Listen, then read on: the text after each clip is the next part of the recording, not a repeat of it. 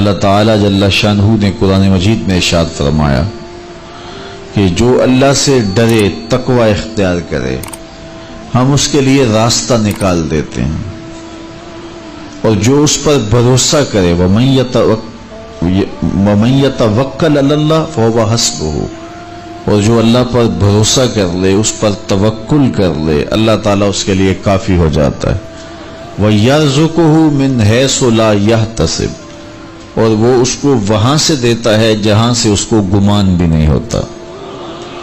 تو تقوی اور توکل اگر یہ نصیب ہو جائیں تو یہ من کی پاکیزگی کا ذریعہ تو ہیں ہی ہیں، اس سے رزق میں بھی کچھ شادیاں پیدا ہوتی ہیں، اور خزانہ غیب سے اللہ تعالی رزق عطا فرماتا ہے۔ رزق کی برکت کا ایک بہت بڑا ذریعہ شکر ہے، شکران نعمت۔ جب ہمیں نعمتیں ملتی ہیں تو ان پر اللہ کا شکر ادا کریں، تو اس کا عملی نتیجہ یہ ہے کہ پھر ہمیں برکتیں نصیب ہوں گی۔ فرمایا لئن شکرتم لازیدنکم، اگر تم اس کی نعمتوں کا شکر ادا کرو گے تو وہ تمہیں اور زیادہ عطا فرمائے گا۔ اس نے ہمیں جو نعمتیں عطا کی ہیں اتنی زیادہ ہیں کہ ہم ان کو شمار بھی نہیں کر سکتے۔ فرمایا گیا کہ اگر ان کی نعمتوں کو تم گننا چاہو تو گن نہیں سکتے ہو۔ تو اس نے ہماری ضروریات کو پورا کیا ہے۔ جو سب سے زیادہ ہماری ضرورت، مادی ضرورت ہے اس دنیا کے اندر، وہ آکسیجن ہے، اور وہ کسی کو آکسیجن کا سلنڈر اپنے ساتھ نہیں رکھنا پڑتا۔ اللہ تعالیٰ نے اس کی اتنی فراوانی کی ہوئی ہے کہ جہاں بھی جائیں اس کو تازہ آکسیجن میسر ہے۔ تو یہ جتنی زیادہ ضروری تھی اس قدر ہی زیادہ فراواں ہمارے لیے رکھی گئی ہے۔ اگر ہمیں آکسیجن خریدنی پڑتی تو ایک آدمی کو ایک دن میں کتنے سلنڈر چاہیے تھے، اور پھر کس قدر زندگی میں دقت اور مشقت آ جاتی۔ اس کے بعد دوسری چیز جو ہمیں چاہیے وہ ہے پانی۔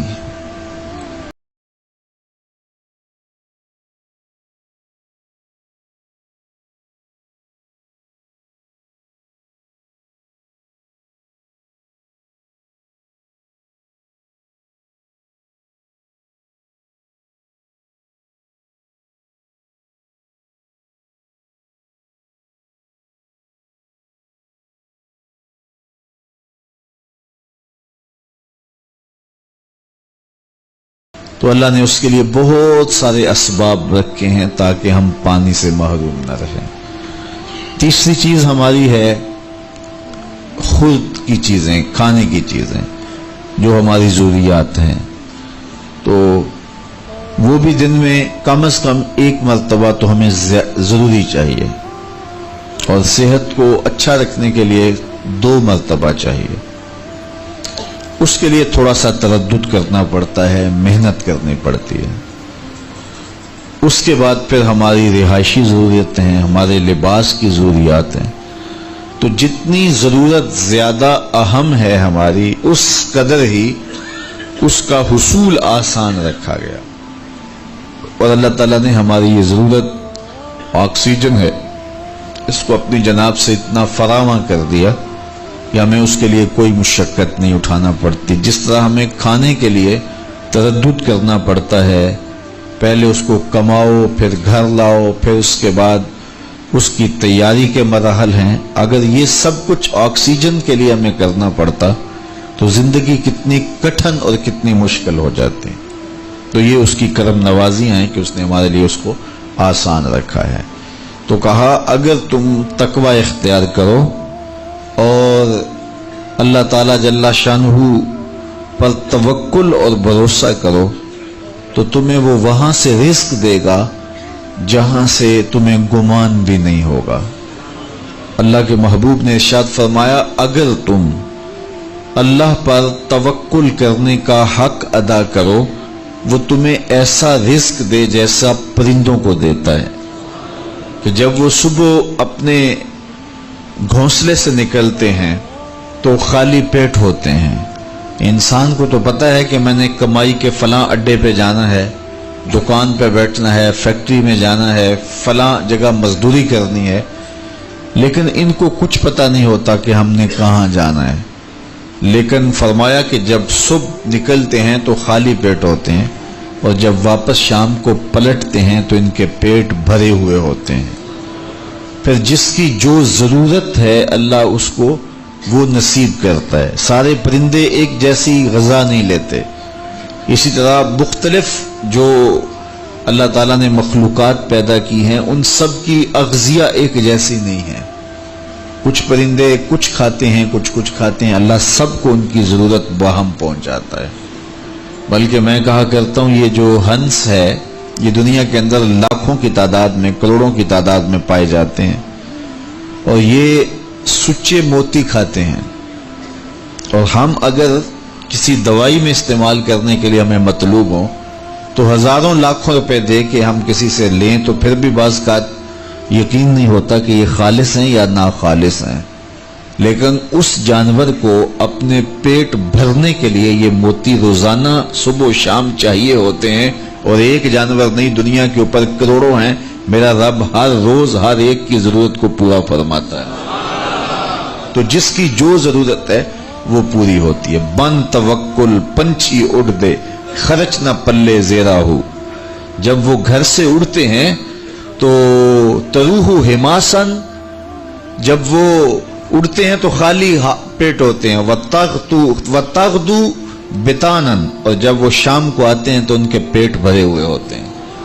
तो कोई अड्डा रिज़्क़ का मखसूस उनके लिए नहीं है और सबसे अच्छा खाते हैं।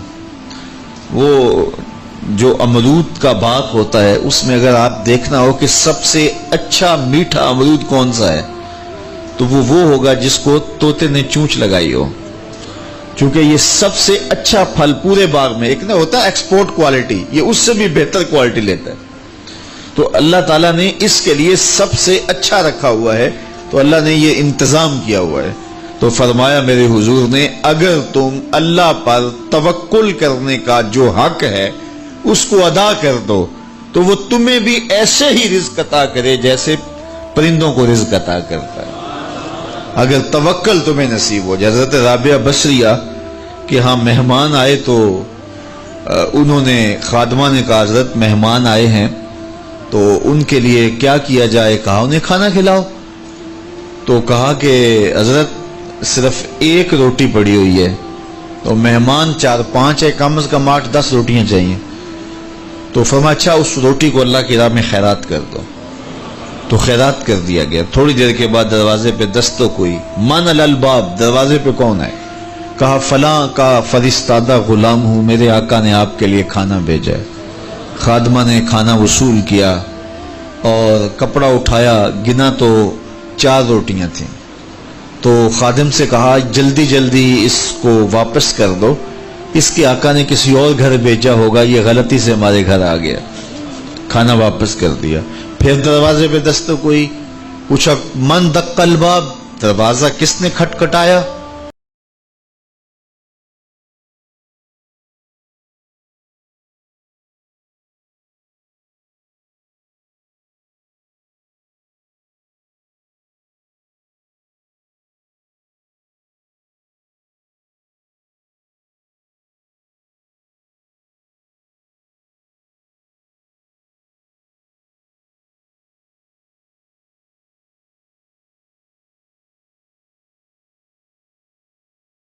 को रख लो और मेहमानों को खिला दो। कहा हज़रत पहले 2 भी तो आपका ही नाम लेते थे और इसी दहलीज पे आए थे। कहा मेरे रब का वादा है जो 1 देता है मैं उसको 10 देता हूं। तो पहले 4 रोटियां थी, फिर 6 रोटियां थी। मैंने कहा मालिक 10 देगा तो तेरी बंदी वसूल करेगी। तो अगर उस पर तवक्कुल कायम हो जाए, उस पर भरोसा कायम हो जाए तो फिर यर्ज़ुक़हु मिन हैसु ला यहतसिब, वो वहां से देता है जहां से बंदे को गुमान भी नहीं होता। तो तवक्कुल अल्लाह पर कायम कीजिएगा, कारोबार जरूर कीजिएगा। तवक्कुल यह है कि आप वो काम जरूर करें लेकिन कहें कि یہ میرے کام کا نتیجہ نہیں مجھے مل رہا، یہ میرے اللہ کا فضل مجھے مل رہا ہے، تو پھر دیکھنا کہ اللہ تعالیٰ کیسے راستے کھولتا ہے۔ تو جب انسان اللہ کے فضل پر توکل قائم کر لیتا ہے تو پھر کام کاج ضرور کرتا ہے، لیکن اس کی زندگی کی جو ٹینشن ہے وہ ختم ہو جاتی ہے۔ بندہ کہتا ہے کہ یہ ہے تو میں کرتا ہوں، تو یہ نہیں ہوگا تو یہ نہیں ہوگا، بس وہ جتنا کر سکتا ہے وہ کرے، باقی چھوڑ دے اس پہ، تو پھر وہ خزانہ غیب سے نصیب فرمائے گا۔ اچھا، حضور علیہ السلام نے ایک اور چیز ارشاد فرمائی، بلکہ اپنی امت کے لیے دعا دی، اللہم بارک لامتی فی بکورہا، اے اللہ میری امت کے لیے صبحوں میں برکتیں ڈال دے۔ جو کام صبح کیے جاتے ہیں ان کاموں میں بڑی برکت ہے، جو کام جو ہے وہ دیر سے کیے جاتے ہیں، رات کو کیے جاتے ہیں، دوپہر کے بعد کیے جاتے ہیں، ان میں وہ برکات نہیں رکھی گئی جو حضور کی دعا سے صبح کے کاموں میں برکت رکھی گئی ہے۔ تو اس لیے آپ اپنے کام کاج میں جو ہے وہ صبح کو اس کا آغاز کیجئے، پھر دیکھنا کہ برکتوں کے قافلے کیسے اترتے ہیں، اس لیے کہ میرے حضور کی دعا کبھی مسترد نہیں ہوتی۔ اجابت کا صحرا، عنایت کا جوڑا، دلہن بن کے نکلی دعائے محمد صلی اللہ علیہ وسلم، اللہم بارک لامتی فی بکورہا، اے اللہ میری امت کی صبحوں میں برکتیں ڈال دے۔ تو جو کام صبح کے وقت کیے جاتے ہیں اس میں برکت رکھی گئی ہے۔ اگر آپ چاہتے ہیں کہ ہم آسودگی حاصل کریں تو پھر اپنے کاموں کا آغاز صبح سے کیجئے۔ اللہ اکبر، اس کی برکات آپ کو نصیب ہوگی۔ اور ایک اور بات ارشاد فرمایا کہ جو چاہتا ہے کہ اس کی عمر میں برکت ہو اور اس کے رزق میں برکت ہو، دو چیزیں جو چاہتا ہے، جو یہ چاہے کہ اس کے رزق میں اور اس کی عمر میں برکت ہو، اور یہ ہر بندہ چاہتا ہے، تو میرے حضور نے فرمایا کہ وہ اپنے رشتہ داروں کے ساتھ سلوک اچھا کرے، صلہ رحمی کرے۔ بعض اوقات ہوتا ہے کہ وہ رشتہ داروں کا رویہ اچھا نہیں ہوتا۔ میں آپ کو بتاؤں کہ سب سے بہتر صدقہ کون سا ہے؟ سب سے بہتر صدقہ وہ ہے جو ناراض مفلس رشتہ دار کو دیا جائے، سب سے افضل صدقہ، چونکہ اس میں نفس شامل نہیں ہوگا۔ بندہ کہے گا آپ شریکوں کو دیں، یہ پہلے ہمارے مخالف اور کھڑے ہو جائیں گے، لیکن وہ کسی وجہ سے وہ ہو مجبور گئے، مفلس ہو گئے، تو جو مفلس مجبور ناراض رشتہ داروں کو صدقہ دیا جائے اس میں نفس درمیان میں کھڑا نہیں ہوتا، تو وہ صدقہ اللہ کو بڑا محبوب ہے اور وہ سیدھا سیدھا قبول ہوتا ہے۔ تو جو یہ چاہے کہ میری عمر زیادہ ہو اور میرے رزق میں برکتیں ہوں، تو میرے حضور نے ارشاد فرمایا کہ وہ کیا کرے، وہ اپنے رشتہ داروں کے ساتھ اچھا سلوک کرے۔ صلہ رحمی کی تلقین کی گئی، اس سے آسودگی بھی نصیب ہوتی ہے اور یہ ایک اچھے معاشرے کی تشکیل کی ضمانت بھی ہے، اور اس سے رزق اور عمر میں برکتیں بھی نصیب ہوتی ہیں۔ اچھے اور صالح رزق کے لیے میں نے کل بھی ایک روایت آپ کے سامنے پیش کی تھی، وہ بھی علماء نے لکھی کہ دو بھائی تھے، ایک کام کاج کرتا تھا، دوسرا حضور کے پاس بیٹھا رہتا تھا۔ تو اس نے آ کے شکایت کی کہ حضور یہ میرا بھائی ہے، یہ میرے ساتھ کوئی مدد ہی نہیں کرتا، یہ آپ کے پاس ہی بیٹھا رہتا ہے۔ تو حضور نے فرمایا کہ شاید اللہ اس کے صدقے سے تجھے رزق دیتا ہو۔ تو جو دین کے لیے بھائی لگ جائیں رشتہ داروں میں، اعزاء و اقربا میں، یا ویسے ہی طلباء کے لیے آپ اگر شامل ہو جائیں تو پھر وہ آپ کے کاروبار میں، رزق میں برکت کا سبب و ذریعہ ہو جائے گا۔ ایک اور چیز حضور نے فرمائی، حل تنصرون وترزقون الا بضعفائکم، فرمایا تمہیں جو رزق دیا جاتا ہے اور بعض امور میں تمہاری مدد کی جاتی ہے اور مشکل حالات ہوتے ہیں، حالات ٹال دیے جاتے ہیں، میرے حضور نے فرمایا تمہیں پتہ ہے وہ ایسا کیوں ہوتا ہے؟ حل تنصرون وترزقون، تمہیں جو رزق بھی دیا جاتا ہے، بعض اوقات ایسا ہوتا ہے ایک بندہ بڑی محنت کرتا ہے، نتائج نہیں ملتے، ایک بندے کی تھوڑی محنت ہوتی ہے لیکن دروازے کھلتے چلے جاتے ہیں، مشکل میں پھنس جاتے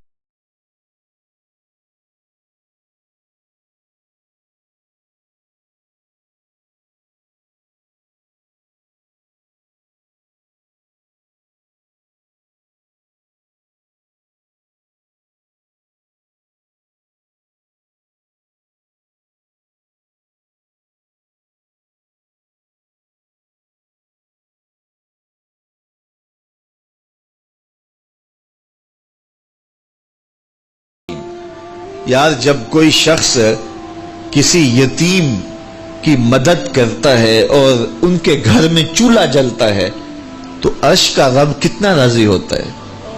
جب کوئی دکھیے کے کام آتا ہے اور اس کی اعانت کرتا ہے تو پھر وہ راضی ہو جاتے ہیں.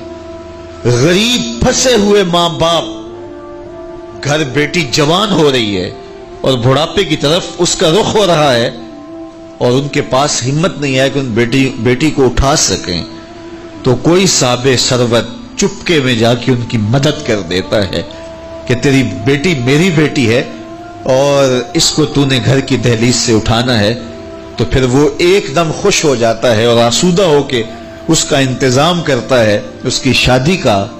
تو کوئی جانتا ہے کہ اس بوڑھے ماں باپ کے دل سے کتنی دعائیں نکلتی ہیں اور اس جو ہے وہ بیٹی کے دل سے کتنی تمنائیں اور کتنی جو ہے وہ نیک جذبات ان اشخاص کے لیے ہوتے ہیں جو ان کی مدد کے لیے کھڑے ہوئے. تو کوئی اس کا وزن ہے؟ کوئی وزن نہیں کر سکتا کہ اللہ تعالیٰ اس کی برکت کتنی عطا کرتا ہے. تو میرے حضور نے ارشاد فرمایا تمہیں جو رزق دیا جاتا ہے، مصائب سے تمہیں بچا لیا جاتا ہے، آتی آتی تکلیف ٹل جاتی ہے، تمہاری نصرت دشمن کے مقابلے میں ہوتی ہے، حاسدین کے مقابلے میں تم کھڑے ہو جاتے ہو. فرمایا تمہیں پتہ ہے یہ تمہیں کیوں ایسا ہوتا ہے؟ فرمایا اللہ بدعفائکم، جو تمہارے معاشرے کے کمزور لوگ ہیں جن کی تم نے مدد کی، فرمایا یہ ان کی دعاؤں کا نتیجہ ہوتا ہے. ان کے اٹھے ہوئے ہاتھ اللہ کبھی خالی نہیں موڑتا ہے. اس لیے لاچار لوگوں کی، دکھی لوگوں کی، بے بس اور بے آسرا لوگوں کی مدد کے لیے کھڑے ہو جایا کرو. وہ کسی نے کہا تھا کہ بڑوں کی بڑی بڑی خدمتوں سے وہ سکون نہیں ملتا جو چھوٹے چھوٹے لوگوں کی چھوٹی چھوٹی خدمتوں سے مل جاتا ہے. بڑوں کی بڑی خدمتیں بھی کریں تو وہ راضی نہیں ہوتے، لیکن چھوٹوں کی چھوٹی چھوٹی خدمتیں، یار غریب کو تو پیار سے کھڑا کر کے اس کے پشت پہ شفقت کا ہاتھ پھیر دیں تو وہ سارا دن خوشی سے گزار دیتا ہے کہ آج جو ہے وہ فلاں صاحب نے مجھے تکریم دی ہے، مجھے عزت دی ہے. تو میرے حضور نے فرمایا کہ تمہاری یہ جو مدد ہوتی ہے اور رزق دیا جاتا ہے یہ تمہارے کمزوروں کی وجہ سے اللہ تعالیٰ تمہارے اوپر کرم فرماتا ہے. اچھا، ایک اور ذریعہ رزق کے اضافے کا حضرت عبداللہ ابن مسعود رضی اللہ تعالی عنہ کی مرویات سے. یہ حضرت عبداللہ ابن مسعود جلیل القدر صحابی ہیں. ان کے ہاں بیٹیاں ہی بیٹیاں تھیں. اچھا، جب ان کا آخری وقت آیا اور یہ بڑے سخت بیمار ہو گئے تو نزع کی سی کیفیت طاری ہو گئی، تو حضرت عثمان غنی رضی اللہ تعالیٰ عنہ ان کا حال پوچھنے آئے. تو جب حال پوچھا، بیٹھے، گفتگو ہوئی، واپس چلنے لگے تو حضرت عثمان غنی نے اشرفیوں کی 2 تھیلیاں نکال کے حضرت عبداللہ ابن مسعود کو پیش کی. تو انہوں نے کہا کہ مجھے تو اس کی ضرورت نہیں ہے، میں تو اس دنیا سے جا رہا ہوں، تو یہ مجھے کیوں دے رہے ہیں؟ تو حضرت عثمان نے کہا کہ یہ آپ کی بیٹیوں کے لیے ہے، چونکہ آپ کی بیٹیاں ہی بیٹیاں ہیں تو یہ میں ان کے لیے پیش کر رہا ہوں. آپ کو تو واقعی ضرورت نہیں، دنیا سے جا رہے ہیں، تو یہ ان کے لیے ہے. تو حضرت عبداللہ ابن مسعود نے پھر تھیلیاں موڑتے ہوئے کہا کہ میری بیٹیوں کو اس کی ضرورت نہیں ہے، اس لیے کہ میرے حضور نے فرمایا تھا کہ جس کے پاس سورہ واقعہ ہو اس کو غربت تنگ نہیں کر سکتی. تو میری بیٹیاں رات کو سونے سے قبل 1 مرتبہ سورہ واقعہ ضرور پڑھتی ہیں، اس لیے تم میری بیٹیوں کے بارے پریشان نہیں ہونا، اللہ کے فضل سے انہیں غربت تنگ نہیں کرے گی، ان کے پاس سورہ واقعہ جو موجود ہے. تو یہ کسی ایسے ضرورت مند کو دو جس کے پاس سورہ واقعہ نہیں ہے. تو سورہ واقعہ کی تلاوت یقیناً رزق کی فراوانیاں اور رزق کی برکتیں حاصل کرنے کا ایک ذریعہ ہے، اور دروازے کھل جاتے ہیں اگر سورہ واقعہ کی تلاوت تسلسل کے ساتھ کی جائے. اس لیے اپنے معمولات میں سورہ واقعہ کو شامل کر لیجئے گا، اس کی برکات سے انشاءاللہ رزق کی فراوانیاں نصیب ہوتی ہیں. ایک اور ذریعہ رزق کا، اور یہ بہت آسان، شکا رجل الی رسول اللہ دیک المعیشۃ والفقر.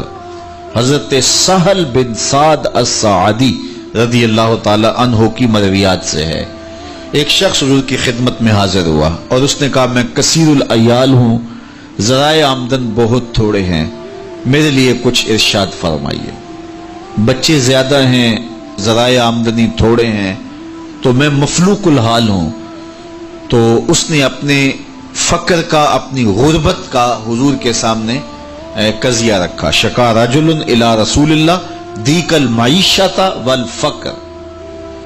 آقا کریم نے اس کو جو وظیفہ بتایا وہ بالکل آسان ہے، آپ سب کو پہلے یاد ہے، لیکن اس پہ عمل کرنے شروع۔ قال اذا دخلت الدار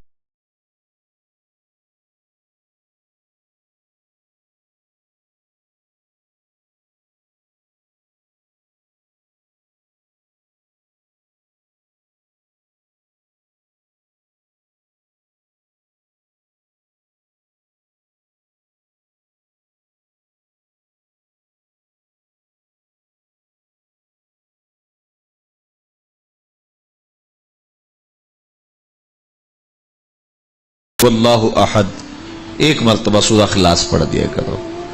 اور میرے آقا نے فرمایا کبھی ایسا ہو کہ تو گھر جائے، گھر موجود نہ ہو، اہل خانہ کہیں گئے ہوئے ہوں، تو فرمایا عمل نہیں چھوڑنا، فسلم علیہ، پھر تو مجھے سلام کہنا، پھر تو مجھے سلام کہہ دینا۔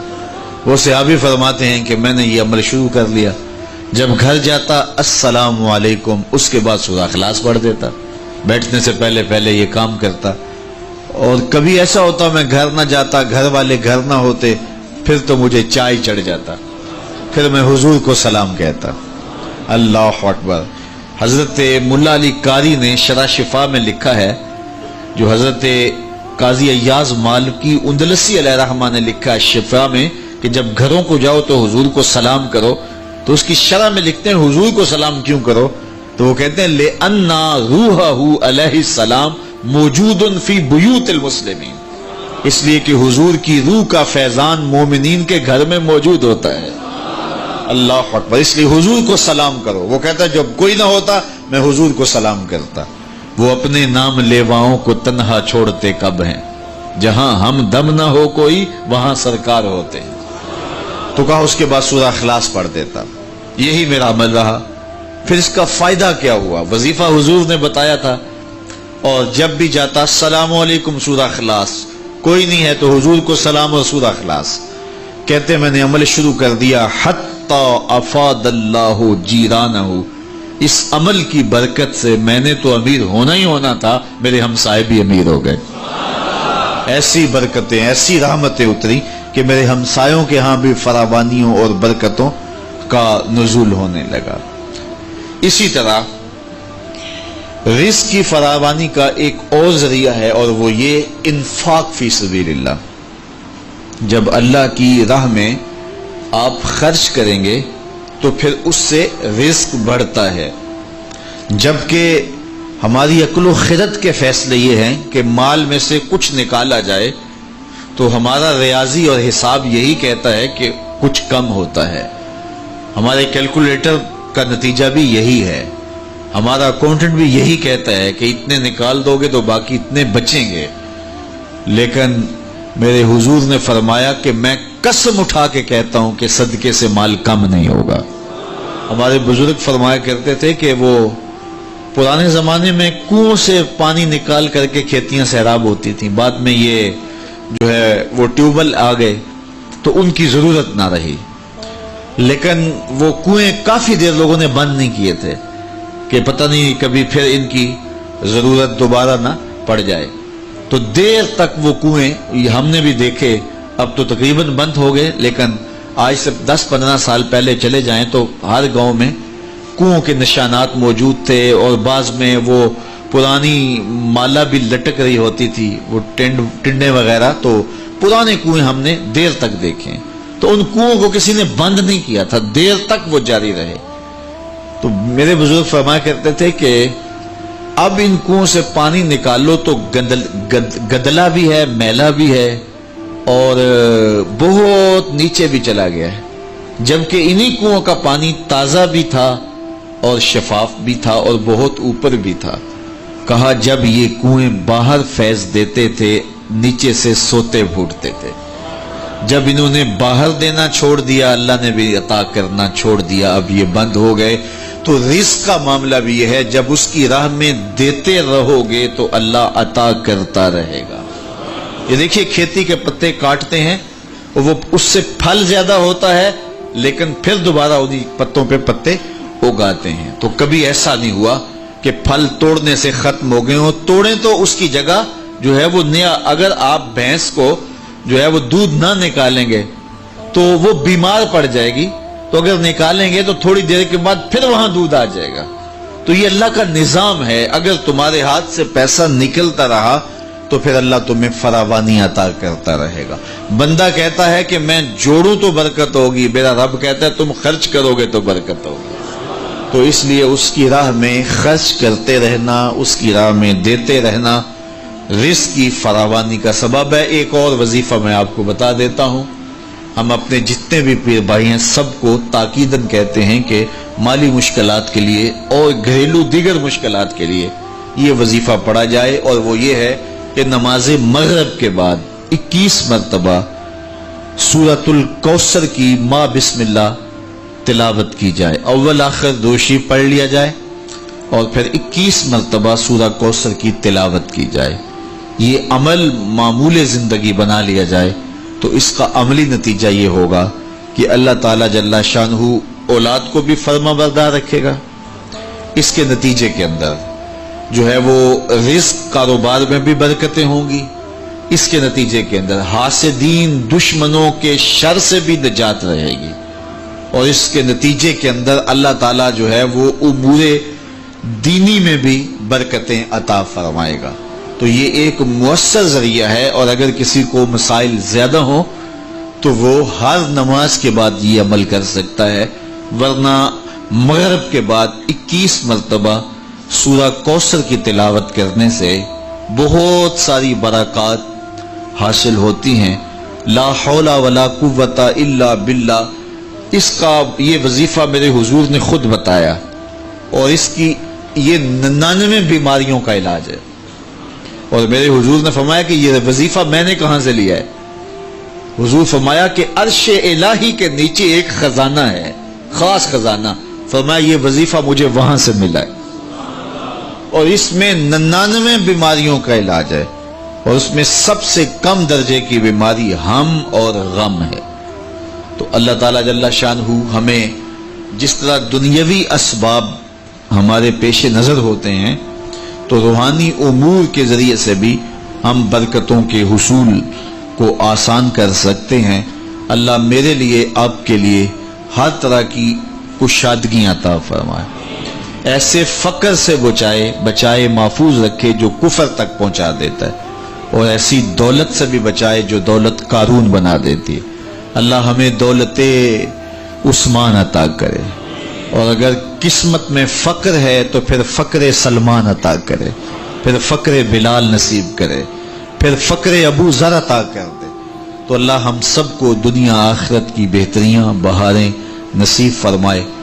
دعا کے لمحات اب قریب ہیں، جب بندے اللہ کے حضور ہاتھ اٹھا کے دعا مانگتے ہیں تو بندوں کے اٹھے ہوئے ہاتھ اللہ کبھی خالی نہیں موڑتا۔ دعا ہر صورت قبول ہوتی ہے، یا تو یہ کہ جو مانگا ہے وہ مل جاتا ہے، یا جو مانگا ہے وہ نہیں، اس کے بدلے میں کچھ اور عطا کر دیا جاتا ہے، یا پھر جو مانگا ہے وہ فوری نہیں ملتا، کچھ دیر کے بعد عطا کیا جاتا ہے، یا پھر دعا ذخیرہ کر لی جاتی ہے اور اس کا صلہ آخرت میں دیا جائے گا۔ اور روایت میں آتا ہے کہ جب دعاؤں کو ذخیرے کی صورت میں آخرت میں صلہ نصیب ہوگا تو لوگ آرزو کریں گے کاش کہ ہماری دنیا پہ کوئی دعا قبول ہی نہ ہوئی ہوتی۔ تو اللہ تعالیٰ کے حضور عجز سے پورے تیقن سے دعا مانگنی چاہیے۔ من قلب لاہن فرمایا گیا، کھیلتے ہوئے دل سے جو دعا کی جائے اللہ اسے قبول نہیں کرتا، کھیلتے ہوئے دل سے نہیں، پورے تیقن سے، پورے انہماک سے، پوری توجہ سے جو دعا مانگی جائے۔ دیکھیے میں آپ سے کوئی بات کروں تو میرا رخ دوسری جانب ہو اور بات آپ سے کروں گا تو آپ کو بھی اچھا نہیں لگے گا، تو احکم الحاکمین کو کیسے اچھا لگے گا کہ کوئی بندہ مانگ اس سے رہا ہو لیکن دل اس کا کسی اور جگہ پہ کھیل رہا ہو؟ تو ایسی دعا اللہ قبول نہیں کرتا۔ اور پھر اس کی شرط ہے رزق حلال.